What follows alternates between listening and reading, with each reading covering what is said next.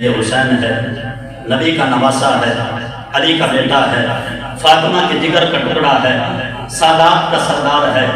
سب کچھ ہونے کے باوجود بھی پھر بھی انہوں نے حسین کے خطبے کو نہیں سنا۔ آج جب یزید کے اوپر لعنت ڈالی جاتی ہے تو یزید کی فوج کے اوپر بھی لعنت ڈالی جاتی ہے۔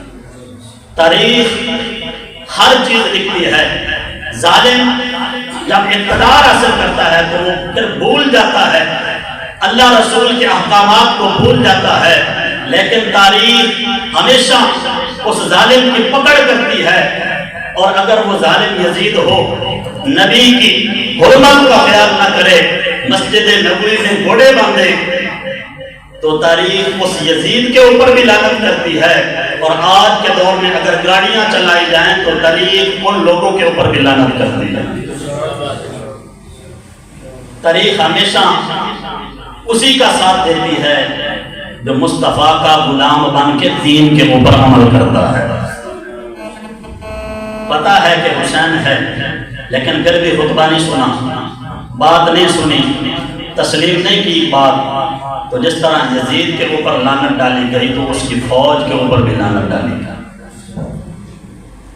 انہوں نے کیا کہا، عذر کیا پیش کیا، کہنے لگے کہ ہم مانتے ہیں۔ اور پھر دیکھیں عجیب کیفیت، دیکھیں نماز بھی حسین کے پیچھے،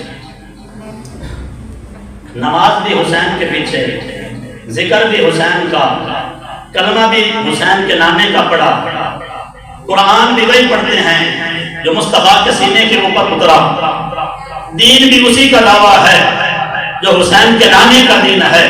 یہ ساری چیزیں ہونے کے باوجود بھی صرف اپنی چند مفادات کی خاطر حسین کو چھوڑ دیا۔ تاریخ نے پھر ان کے اوپر لعنت ڈالی اور قیامت تک لعنت کی جا رہی ہے۔ اور آج بھی اگر کوئی حسین کے احکامات کو نہیں مانے گا، مصطفیٰ کریم علیہ الصلوۃ والتسلیم کے سنتوں کے اوپر عمل نہیں کرے گا، اللہ کے حکم کی پابندی نہیں کرے گا، دین اسلام کو ہر طرح سے قبول نہیں کرے گا، اور قرآن کو بطور قانون اگر کوئی قبول نہیں کرے گا، لاکھ بہانہ کرتا رہے، تاریخ قیامت تک اس کے اوپر بھی لعنت ڈالے گا۔ یہ تو دوہرا معیار ہوا نا کہ یزید کی فوج کے اوپر اس وجہ سے لعنت ڈالی گئی کہ وہ کہتے تھے کہ ہمیں یزید تنخواہ دیتا ہے، ہماری مجبوری ہے، ہمیں تنخواہ دیتا ہے، تو اس وجہ سے ہم کلمہ آپ کے نانے کا پڑھیں گے، قرآن وہی پڑھیں گے جو مصطفیٰ کے سینے پہ نازل ہوا، دین اسی کا دعویٰ کریں گے جو مصطفیٰ کا دین ہے، لیکن حسین تجھے نہیں مانیں گے۔ فرمایا کہ میں مصطفیٰ کا نواسا ہوں اور میرا یہ حق بنتا ہے کہ میں ظالم کے سامنے کھڑا ہو جاؤں، اور میں نے اپنے نانے کے حکم کے اوپر عمل کرتے ہوئے آج میں نے یزید کے خلاف میدان لگا دیا ہے۔ اگر تو تمہارے سینے میں ایمان ہے تو تمہیں چاہیے کہ تم حسین کا ساتھ دو اور ظالم کے خلاف کھڑے ہو جاؤ۔ پیغام تو حق تھا، اب چاہیے تو یہ تھا، ایمان کا تقاضا تو یہ تھا کہ سب کے سب حسین کے ساتھ کھڑے ہو جاتے۔ اور یہ وہی لوگ ہیں کہ جنہوں نے پتہ نہیں کتنے خط امام علی مقام کو لکھے، کہا کہ آپ تشریف لائیں، ہم آپ کے ساتھ کھڑے ہیں، ہمیں یزید بطور تخت، ہم یزید کو نہیں مانتے، آپ تشریف لائیں، ہم آپ کی بیعت کریں گے، ہم آپ کی حکومت کے تحت چلیں گے۔ امام علی مقام حضرت امام حسین رضی اللہ تعالیٰ عنہ آپ جب تشریف لا رہے تھے تو آپ کو اپنے بھائی امام حسن مجتبیٰ کا یہ جملہ یاد تھا، آپ نے اپنی زندگی میں فرمایا تھا، فرمایا کہ حسین ان کوفیوں کے اوپر بھروسہ نہ کرنا، انہوں نے ہمارے بابا کو بھی دھوکہ دیا تھا، تمہیں بھی دھوکہ دے گا۔ لیکن کیا وجہ تھی کہ امام علی مقام تشریف لے کے گئے؟ اتمام حجت کی وجہ سے کہ کل یہ بہانہ نہ بنائیں کہ ہم تو حسین کو بلاتے رہے کہ ہمیں یزید قبول نہیں ہے، لیکن حسین نہ آئے تو مجبوری کی وجہ سے ہم نے یزید کی بیعت کی۔ امام علی مقام نے اتمام حجت کی وجہ سے آپ تشریف لے گئے، لیکن حال یہ تھا کہ جنہوں نے بلایا تھا ساتھ چھوڑ دیا۔ چاہیے تو یہ تھا کہ حسین کے پیچھے کھڑے ہوتے، سب کے سب یزید کے پیچھے کھڑے ہو گئے، لیکن پھر بھی امام علی مقام نے، کیونکہ میرے حبیب کا فرمان ہے، فرمایا کہ اپنے بھائی کی مدد کرو، ظالم ہو یا مظلوم ہو، ظالم ہو یا مظلوم ہو، ہر حال میں اپنے بھائی کی مدد کرو۔ صحابہ نے عرض کیا آقا مظلوم کی سمجھ تو آتی ہے کہ جس کے اوپر ظلم ہو، چلو بندہ اس کو ظلم سے بچائے، اس کی مدد کرے، اس کی خدمت کرے، اس کے لیے کوئی آسانیاں کرے، یہ تو سمجھ آتی ہے۔ ظالم کی کیسے مدد کی جائے؟